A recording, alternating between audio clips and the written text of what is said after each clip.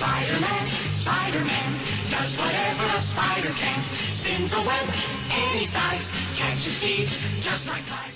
What is up, cool kids club? This is Joey here with Youngster Joey videos, bringing you a little bit of a different video. We are doing a movie review. As you guys know, I love movies. And what else you might know if you've ever watched the channel is I love Spider-Man. Look right behind me. Spider-Man, Spider-Man, Spider-Man, Spider-Man. And I just watched the Spider-Verse movie. This is the comic book, not the movie. But I just finished watching Into the Spider-Verse, and I wanted to do a little bit of a review about it. So I'm going to give you guys a big spoiler warning when I start to get into spoilers. But first, I want to give you just basic thoughts. One, I loved it. It is so good. I kind of told you guys that at the end of the year, I want to do a top 5 or top 10 favorite movies of the year. Into the Spider-Verse is definitely going to make it. It literally may be my favorite movie of the year. I'm not 100% sure. Again, I love superhero movies. It's either probably Avengers or Into the Spider-Verse. That's my favorite movie of the year at this point. I've seen about 33, 32 movies in theaters. And again, this one might be at the very top of it. So the reason why Avengers was my favorite, at least before today, was it gave me, when I left, I felt something. And I don't mean that like in a corny way, but I literally, like, I was so immersed in the movie. Like, and especially when Spider-Man dies at the end, spoiler alert for Avengers, sorry. But when, like, at the very end of Avengers, like, my jaw dropped and it didn't stop being dropped. And Into the Spider-Verse does not have that same kind of thing. But I still was so immersed, and I laughed more in this movie than any movie I have all year. And that I know. It was so funny. I love the story. I was so into it.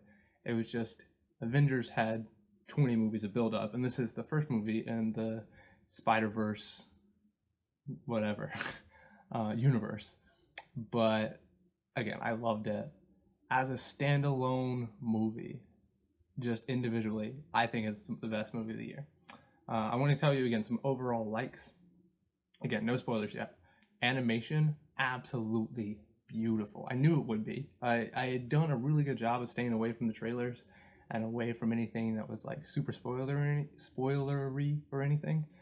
But I had still seen a little bit of the animation, and I went in knowing it was going to be beautiful, and it went a step above that. Like, it felt like I was reading a comic book. Again, I have read the Into the Spider-Verse comic book, and it felt like I was reading a comic book.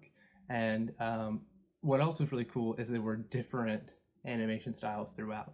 So maybe a spoiler. Again, I haven't seen very many trailers, but I assume this is in the trailer. There's an anime character, like a Japanese little girl who is also a spider person.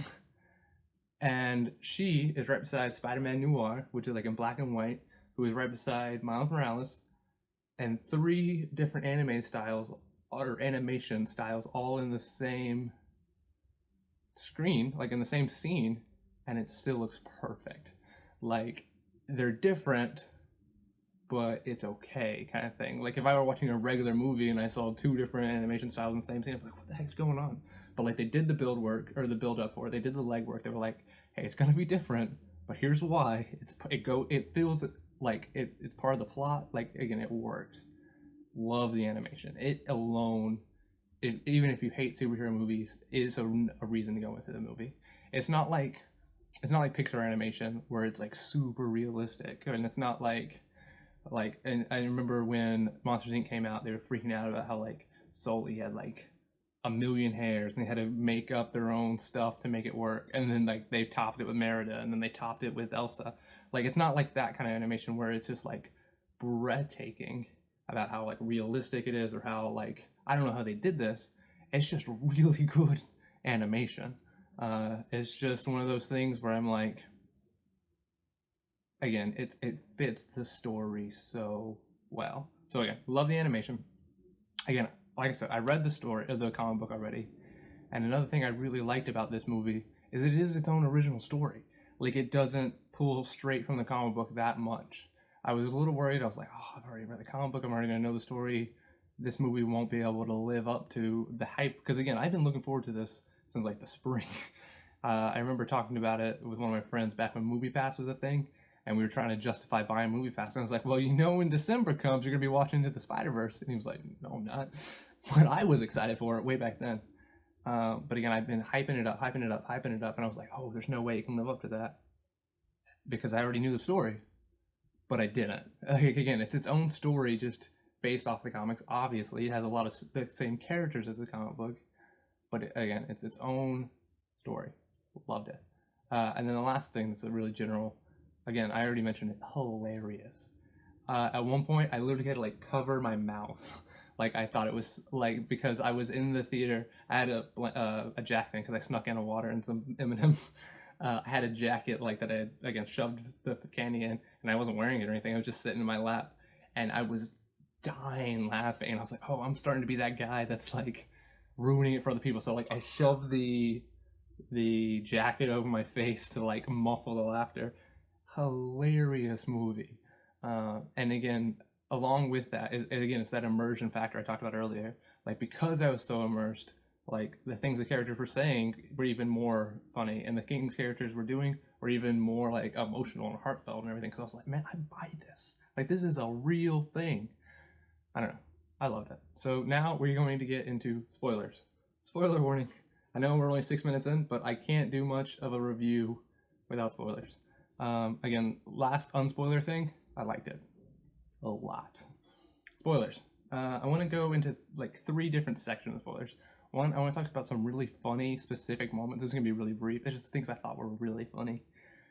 Second, some really, really good moments. Whether that's like they were going back to a comic I loved, whether they were going back to something. So really good, specific things happened in the movie. And then thirdly, the not so fun part, I want to talk about some less good. Some things that could have been better. Because again, this is not a perfect movie. I loved the crap out of it. But there were things that probably could have been a little better. So, specific funny moment number 1. The New York jokes were hilarious to me. I can think of 2 specifically.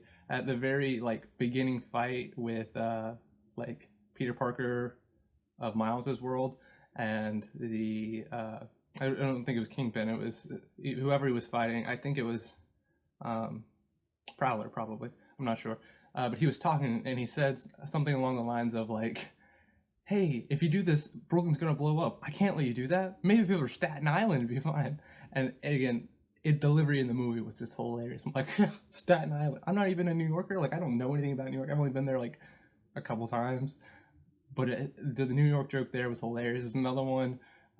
Again, I think this was in the end of the Venom movie, if you saw that, where there's like a scene between alternate universe Peter Parker, old man Peter Parker, we'll call him, and Miles, and like they do their thing. That whole scene's hilarious. But in the very end, like they're both like passed out in the crosswalk, and Miles says something along the lines of like, "You guys can walk around if you want, or not. Thanks, New York." Again, just a hilarious moment for me. I don't know. Maybe this movie just hit my humor, but I love that. Really, just any moment where they're making fun of Peter Parker for being fat was really funny. Aunt May at one point was like, "You're so much thicker or wider," and then Miles was like, "You're shaped differently than the other Peter Parker," and I don't know, it was just really funny to me. And then Gwen and Miles meet cute. Meet cute's like when people meet for the first time and it's cute. Their little meet cute, not so much with the whole time is relative thing. I mean, that was fine, but when they like right when he gets his powers and his hands are sticky and like he puts his hands in Gwen's hair and the whole like touch her shoulder, touch it right now, hilarious to me. Again, spoiler alert, I'll talk about this in a minute, but this right here, I'm gonna cover up my face for a minute. I think you can see that. One of my favorite comic book events ever. I have some pictures of it. Like I'm gonna put some B-roll at the beginning. I don't know if I actually said that, but I love Spider-Man. I love this comic book. I totally ship them together. So that might be part of why I loved their scenes so much. But just any scene where they're together, I thought was great. Again, we're kind of talking only about the funny things right now, but that meet cute, hilarious to me. I got my notes over here, so let me scroll down real quick. One other thing that, again, I was talking to my friend. I went with my friend Alan. If you watch channel, you know who Alan is. He's never been on camera or anything, but I talked about him enough. He's my rival in the Pokemon Joey Luck series. But I went with Alan. We were talking about it at dinner afterwards. Again, just about some funny moments. And one thing he pointed out, which I agreed was like hilarious. I just hadn't thought about it at first. Was the "That's all, folks" at the very end, when Peter Porker or Spider-Ham is going into the little beam of light or whatever. He's like, "That's all, folks," and then Miles like, "Can he say that like legally? Is he allowed to?" And again, to me, it was just hilarious delivery. And then again near that same last fight, Peter at one point like gets really excited for Miles, which again is another great emotional moment. I'm going to talk about it a little bit more in a minute. But during that, he's like, "Wait, do I want kids?" And again, with the build up before that of him like, "Hey, he broke up with MJ over the fact of having kids," like, again, it meant a lot, but it was also just a really funny line. It's like, "Wait, do I want kids? Oh wait, no, I can't focus on that right now. I need to take on Doc Ock." Yeah, and then again, another Peter or Old Man Peter or Old Man Spider-Man, whatever we would call him, with him and MJ and the bread conversation. Like, she obviously didn't know what was going on, and he was like trying to apologize to his own MJ and like be there. And he's like, "I'm sorry, I wasn't there for you when you needed me." With bread. Again, I love that scene. So funny. And then the last thing, again, just specifics that were really funny to me was the whole Spider-Man noir with the Rubik's cube. He's like, is this blue?" And then at the end, if you stay around for the credits, like he takes it home right before the credit, but like in the credits, there's like a scene like he's on a stage like at the grandstand, but like, "This thing will blow your mind." And I don't know, I really thought the Rubik's Cube stuff was funny. So yeah, next I want to transition into some specific good moments. Not necessarily funny moments, just good movie moments where they either made me feel something, or they're like, "Man, that worked really well for the plot. That was really good X, Y, and Z, good thematically, good whatever." First, the death of Spider-Man at the beginning, a really powerful scene for me. And I was a little worried about it because, like, if you're not careful, it could be a really cheap moment. And what I mean by that is, like, they had just met, like, literally, like, 2 minutes screen time before Peter Parker and Miles meet, and then Peter Parker dies. And again, if you're not careful, that becomes just a plot device. It just becomes, okay, we have to kill off Peter. And again, that was one of those things that I knew was going to happen. Again, got him right here. I have read the Miles Morales trades. Like, I know his story. I know that that Peter Parker's going to die. But even though I knew it was going to happen, even though they had just met, to me, the moment was handled really, really well. Like, it was emotional. It just worked. I can't necessarily quantify what about it worked. It might have just been my own biases about loving the characters. But his death and his like, "Hey man, I want to teach you. I want to be there for you. I want you to be the next Spider-Man." And then him not being able to do that. Again, to me, huge, huge way to start the movie. Not just a plot device, but a genuine, really good moment. The second moment is a lot like it, and that's the death of Uncle Aaron. Similarly to the death of Peter Parker, they had done, or I guess almost conversely to the death of Peter Parker, they had done a lot more screen time with Uncle Aaron and Miles. Obviously, like, Aaron dies later in the movie. They already knew each other before the death scene. And again, that legwork they had done before that really, really mattered. Like, the whole graffiti scene was a lot of fun, but by itself, nothing that special. But when you put the graffiti scene and the writing a letter to my uncle, being like, "Hey, I'm going through some crap. I can't do this. I need your help." And then the reveal that the Prowler is Uncle Aaron, and then Uncle Aaron gets shot, and you're like, "What?" And then the death scene and him freaking out, and then his dad coming, and Miles can't be there because he's Spider-Man right now, and his dad doesn't know he's Spider-Man. So he has to go invisible. He has to watch his dad find his own dead brother, and he can't be there for his dad. He can't have his dad be there for him. Again, great, great moment, emotional moment. Again, they've done the legwork to make the death mean something. Again, I was talking to Alan about it afterwards at dinner. I thought that death was so much more impactful than any like dead Uncle Ben moment. It just was to me. Again, I love Spider-Man. I love the other Spider-Man movies, but the death of Uncle Ben, not that big of a deal anymore. Even though I knew Aaron was gonna die. Again, I have read the comic where Aaron dies. Still so impactful. I knew Aaron was the Prowler.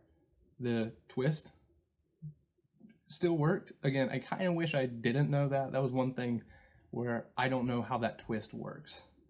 I feel like there's a decent bit of foreshadowing for it, but again, I know Aaron's the Prowler, so there was no twist for me. But again, that moment anyway where Miles figures it out, still a pretty cool moment for me. Another scene I really like, this one's a little bit more general, just anytime Spider-Gwen and Miles are together. Again, I love this series. It's like 6 episodes, or not episodes, 6 comics. It's called Sitting in a Tree, that's what it is. I love it. I actually have a picture, like not handmade, but kind of like a one-of-a-kind like cutout thing from this comic book in a frame. I'll take a picture of it and show it to you guys. I love this series. So again, I love Miles and Gwen hanging out anyway, so I'm a little biased here. But I just thought their scenes were really fun together. Again, their meet cute, hilarious. Their scene where Miles is like, they're in like a train or a bus or something, and Miles is like, old man Peter messed up this chip, and Gwen's like, oh man, old people suck. We'll have to fix it and won't let him do it again. And then like Peter's hearing them and like smiles. He's like, oh, they're so cute together. Again, I really like their interactions. I loved their end where they almost kissed, or like they didn't almost kiss, like they didn't like lean in, but like you could feel like the kiss was about to happen, and then it didn't. Part of me wishes they did, because again, I want them to be a thing, but I think it worked well that they didn't. They were just like, hey, let's just be friends. That's how the Sitting in the Tree actually ends. It just says like, hey, let's just be friends. And I think the reason why I wanted them to kiss is because they kind of earned it. A lot of movies, like they just throw a romantic subplot in at the very end with no build up, and all of a sudden like your two characters are like, well, they're a boy and a girl, so they should be a couple, and they didn't do that. Like again, they had some actual like character development together, so I would have been okay with them kissing, and I would have loved it. But the fact that they didn't, I still really like that scene. I really like the emotion of it, and I'm like hey, let's just be friends. Like, and then again at the very, very end of the movie, like literally right before the credits pop in, like Gwen's like, hey, Spider-Man, need some help. So maybe in the next movie they'll, but it won't be gross like that. I'm sorry, that's a gross way to kiss. Again, another thing I really like, old man Peter, his growth throughout the movie. Just, I mean, that's straightforward. Like, he had a really good arc. It's Miles's movie, and he had probably either the most or second most obvious arc. Like, he started off not a superhero, unathletic. I really liked how in the scene where they're about to go do graffiti, and he's like climbing over the fence, like he can't do it. And like Prowler like jumps over on one thing, and he's like a regular kid trying to get over. But again, Peter's growth throughout the movie I think is actually my favorite. Like, he starts off like emotionally distant, like, I'm not gonna help you, Miles.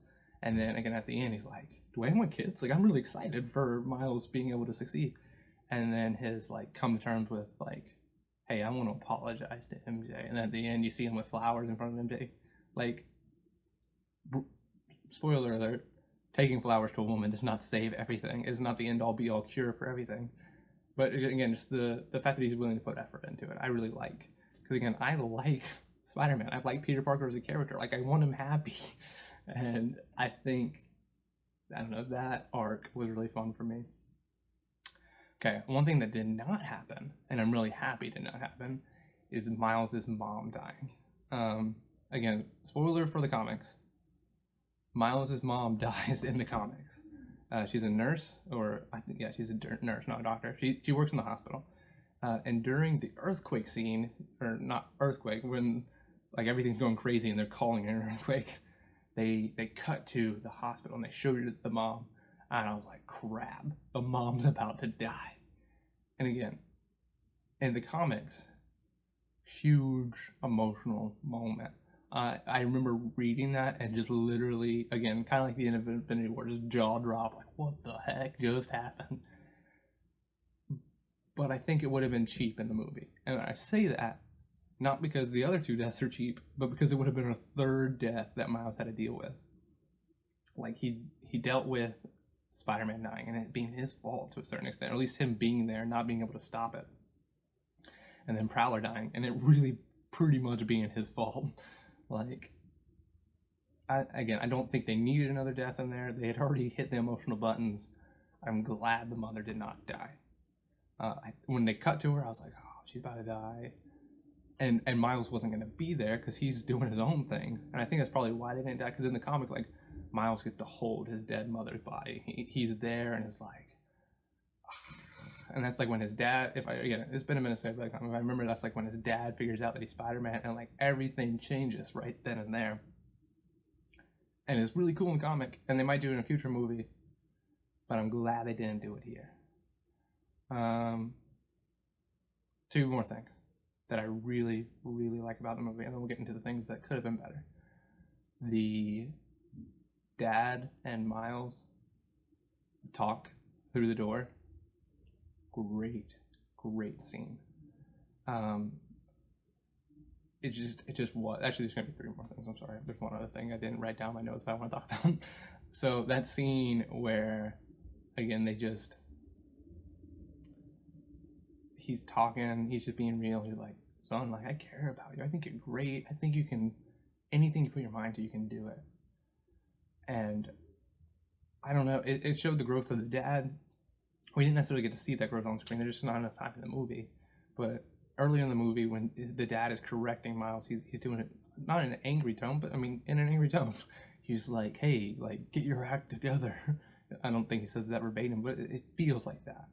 And through the door, he's like, son, like, I want you to know I care about you. Like, I really, really do. I don't know. I love that scene. And I love that Miles couldn't respond. Like, he wanted to. Like, you could see it in his face.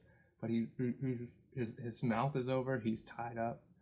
And obviously, that scene is what, like, catapults Spider-Man into Act 3. And that's where he figures out his powers all at once, kind of thing. But that, again, that through the door scene, great. Yeah, and then right after that, again, the third act happens, and he figures out his powers.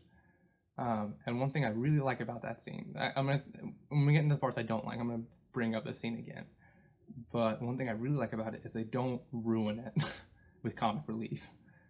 I really was expecting him to be like swinging through, and then all of a sudden, like, him miss a building, or him like George of the Jungle into a sign or something. I knew that was gonna happen, and then it didn't. So again, he got to have his like moment of triumph. He's like, I figured out how to be Spider-Man, and he like runs over to Aunt May, and he's like, let me paint this suit, which again was a really cool scene. I don't know how it worked, because I feel like you put spray paint on a red suit, like, I don't know, I don't think it would have worked very well in real life, but in the comics and the movie, it worked great. The costume looked absolutely wonderful. And then the final really specific thing I really liked about the movie is just that final fight. Again, there are parts of the final fight I don't like, and I'm going to talk about that again in the final section. But overall, the final fight was just really fun. Again, had its flaws. I'm going to bring them up. But overall, I really liked that final fight. Like, it was a good third act. A great way to end the movie. All around, lots of good things. Let me transition into the sad parts. As in sad because I don't like them. Not sad as in they are actually sad. The sad parts of the movie I really like.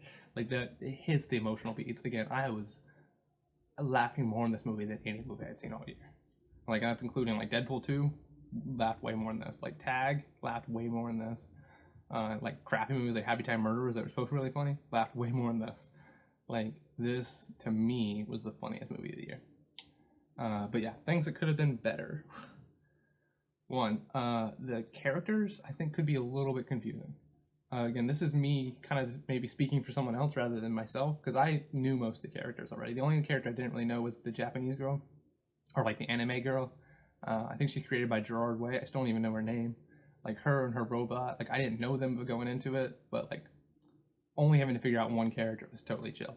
But if I didn't know any of the characters, I feel like it could be a little confusing. They had really cool like intros to all the characters. The whole like, here's my comic book. Here is like all this stuff that's gone through my life. Like I was bitten by a radioactive spider, and I really like the juxtaposition between like for 6 years I've been Spider-Man, for 42 years or 20 years I've been Spider-Man, for 2 years I've been Spider-Gwen, and then at the end Miles is like, for 2 days I've been the only Spider-Man. Again, I really liked those intros, but they could be confusing. Again, not for me, but I could see how they'd be confusing for someone else. Also, they felt a little bit Suicide Squad like, and people really judge the Suicide Squad ones, so I don't want them to judge the Spider-Man ones. Again, I like the intros. I didn't think they were confusing, but I could see how they would be confusing, so I want to put that in as a kind of thing that could be better. Two, the goober is what old man Peter called it. The whole like MacGuffin basically is the whole, we have to get this device and that way we can save the end. I just don't like MacGuffins. And they also did something called lamp shading, which is like you point out that there's a MacGuffin and it's okay that there's a MacGuffin. Like you point out in your movie, oh, I have a trope here, but because I pointed it out, I'm allowed to have it. Again, that's called lamp shading. I don't like it. I don't like MacGuffins. The point of it basically is to be able to have that scene where they introduce Spider-Gwen, where they have like a end of Act 1, Act 2, whatever action scene. Like that's the point of the goober, as they call it, or whatever. But I don't like it.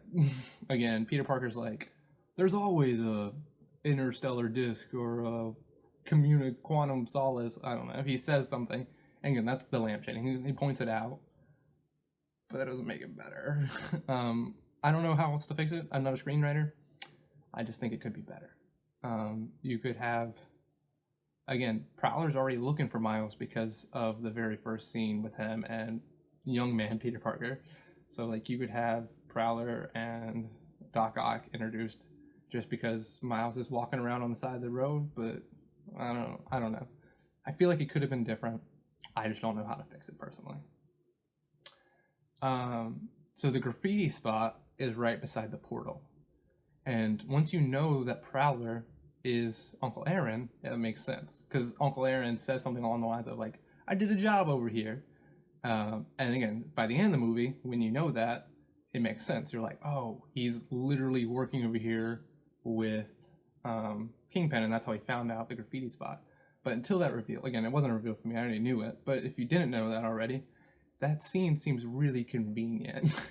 Because again, Miles goes down there the next day after he's been bitten, and he's looking for the spider, and then all of a sudden, like, bam, Kingpin's giant laser beam, like Spider-Man, Green Goblin, which another thing I really like. Green Goblin was huge. Again, really fun scene, but it felt too convenient. And again, it works. Like they tell you why it's that convenient later, but for an hour of the movie, you're just like this whole movie kind of started on a really easy coincidence. And again, they explain the coincidence, but it's still coincidental.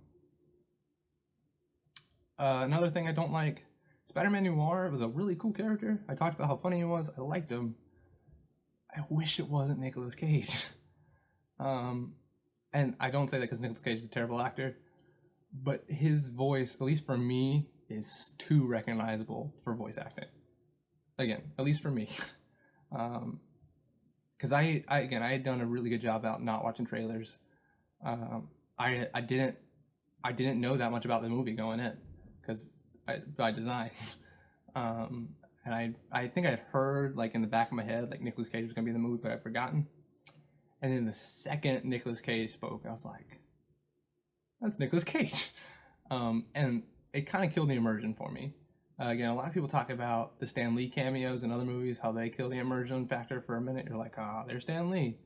By the way, there's a Stan Lee cameo in this one, and it was great. He's selling merchandise. I loved it. I always loved Stan Lee cameos, I'm not even gonna lie.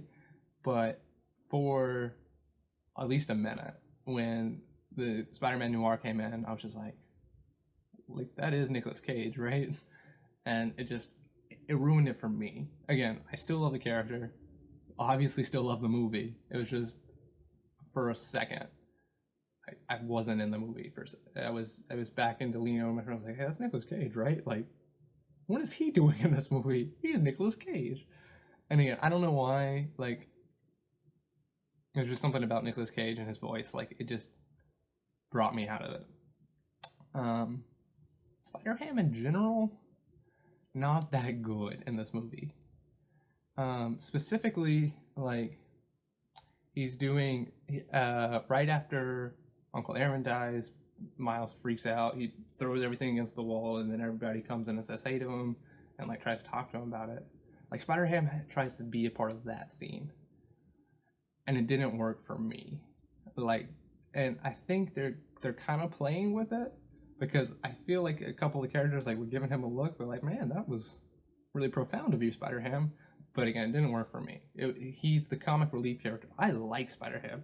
In a minute, we're going to talk about a comic I really like. It's called Web Warriors.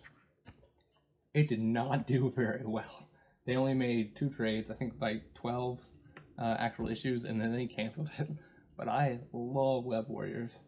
Spider-Ham's in it. I really like the character Spider-Ham. But I don't like him in this movie. He's just, again, his "that's all folks" thing at the end was really funny. I don't remember any other thing he said that was really funny to me. And again, he should probably be in the movie. Like, he is a Spider-Verse character. I just don't like it. I didn't like it the way they did Spider-Ham. Another thing, I put in my notes "Death of Baymax," and what I mean by that, I'm sure you can, again, if you've seen the movie, which I hope you have, if you haven't, I've ruined most of it. At the end, the anime girl, her robot dies, and it reminded me a lot of the Death of Baymax, and I love Big Hero 6, but I remember in the movie, a Big Hero 6, the second Baymax dies, I'm just like, hey, you should grab the card out of his chest and you can make yourself a new Baymax, like he's a robot. And then at the end, like, they do and then the hand opens and the card's there. And I'm like, yeah, duh, like, that's what you should have done. And it felt very similar to that to me in this movie. Like, and I think it worked out. Like, I don't know the rules of her Baymax, whatever it's called. But, like, the spider came out, so I think she can make herself another one. That wasn't impactful for me. It could have been better. Again, I'm not the one to fix it. I just point out flaws. I think that scene, that moment, either probably just didn't need to be in the movie, to be perfectly honest. Like, it didn't raise any stakes for me. I knew that fight was hard. I knew that fight was a big deal, whether the robot dies or not. Like, I get they don't want to kill off any Spider-Man characters, like any actual spider people. They shouldn't. Like, they had enough death in the movie. They had stakes in the fight without killing off a robot. Didn't like it. No, sir. Next. And then this is something they didn't do, that they didn't necessarily have to do. I just wish they did. Again, in these Web Warrior comics, I took a picture. I'm going to flash it up on the screen. They go into different other dimensions. So this movie, even though they had other dimensional characters, was solely in Miles's dimension. I think, again, it might have gotten really confusing, but during that last fight, or maybe earlier in the movie, it would have been really cool to throw people into different dimensions. Again, the picture I popped up is Spider-Gwen in Spider-Ham's dimension. She's like super like, this is weird. This is a, sorry, I lost my train of thought. This is a cartoon. Like, there are animals around, and like, I hit my head and they're like flying birds. And again, I just really like that dynamic of the story. It happens in the Spider-Verse comic series as well. Like, there's a lot of dimension hopping. And really, my next my next couple all have to do with this. Like, I feel like they should have gone in different dimensions. It would have been fun, the story. Not necessarily 100% necessary. I just would have liked it. The second one is, again, they don't have dimension watches.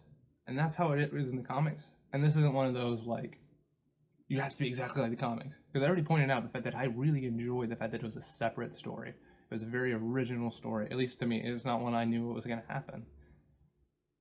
But I do really like the idea of having dimension watches. Again, that's what they have in the comics, and that makes it to Spider-Gwen, or whoever, but I've read a lot more Spider-Gwen than anyone else. Spider-Gwen can, like, go to tea and, like, hang out with Spider-Woman, like, the one who gets pregnant in the red suit, or, like, Silk, which, another thing, I really wish they were in the movie. I love Spider-Woman, I love Silk. Side note, whatever, it's okay. You can't have every character I like. But again, the interdimension watches, whatever, allow for more sequels, which I know they're gonna want, because it makes it easier to go Spider-Verse, Spider-Verse, Spider-Verse. But I just like it. I like the idea of it being whenever we kind of want to, we can go over to another dimension. And I get how it's a little cheap, and it might just work better in comics than it does in a movie. I just like it.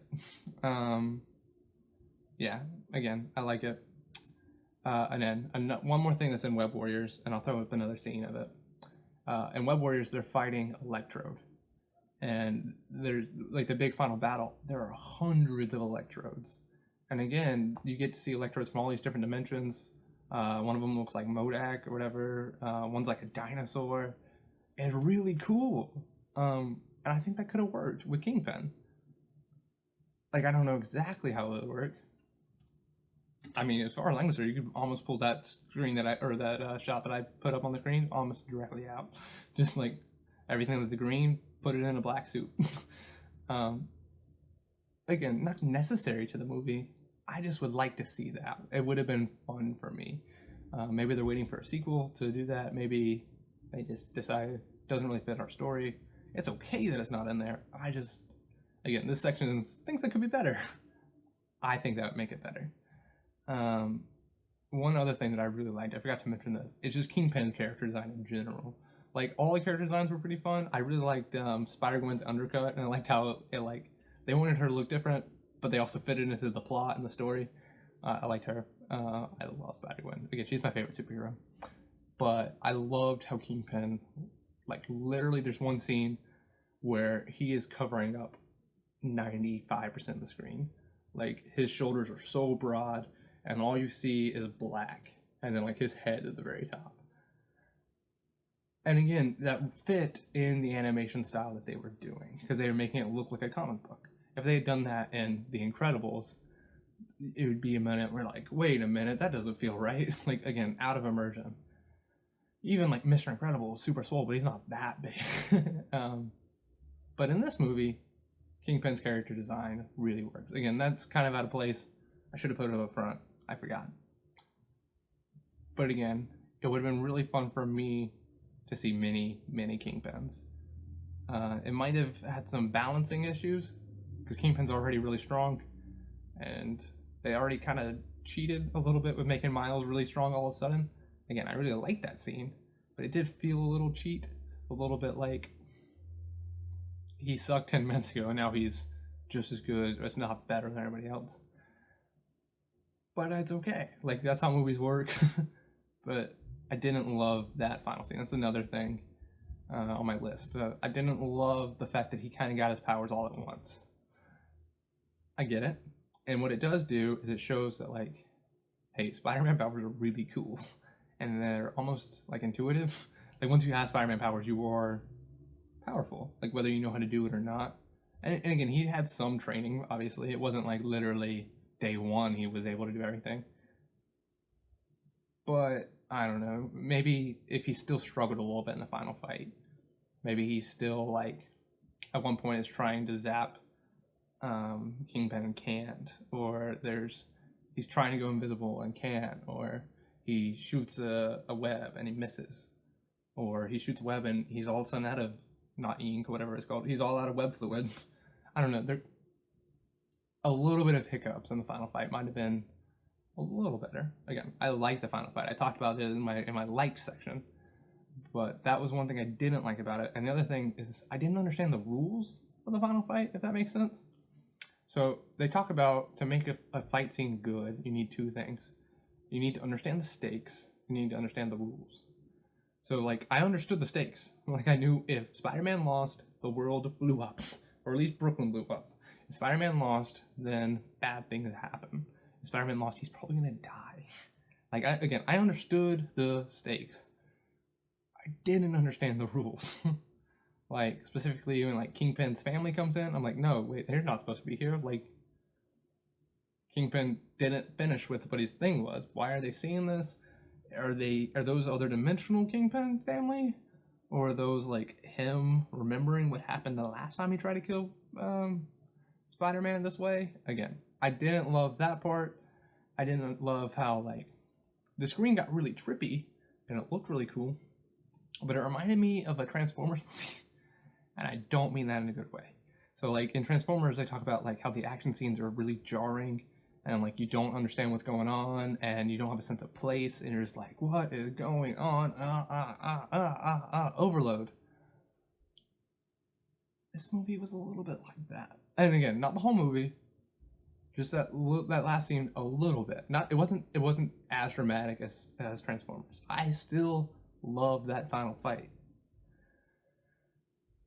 But I didn't understand it. Again, I liked it, but the rules were a little off. The sense of place was a little off, and the whole like Doc Ock getting hit by a bus thing, or really like a semi trailer.